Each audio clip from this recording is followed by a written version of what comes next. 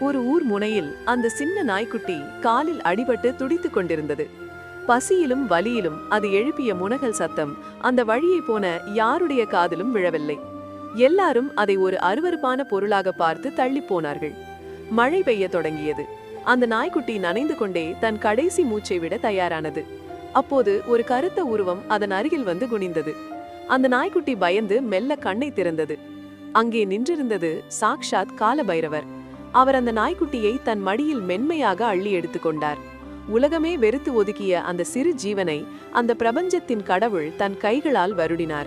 எல்லாரும் உன்னை துரத்தினாலும் உனக்கு நான் இருக்கேண்டா என்று அவர் சொன்ன மாத்திரத்தில் அந்த நாய்க்குட்டியின் காயம் மறைந்தது. அடுத்த நொடி அந்த தெய்வம் மறைந்து அந்த நாய்க்குட்டிக்கு பாதுகாப்பாக ஒரு பெரிய கருப்பு நாய் அங்கே நின்றது. உலகம் எரிந்துவிட்ட அந்த சிறிய ஜீவனை அகிலத்தையே ஆளும் ஈசன் தன் மார்போடு அணைத்துக் கொண்டார். நாய்க்குட்டி பிடிக்கும்னு சொல்றவங்க மறக்காம கமெண்ட் பண்ணி சப்ஸ்கிரைப் பண்ணுங்க.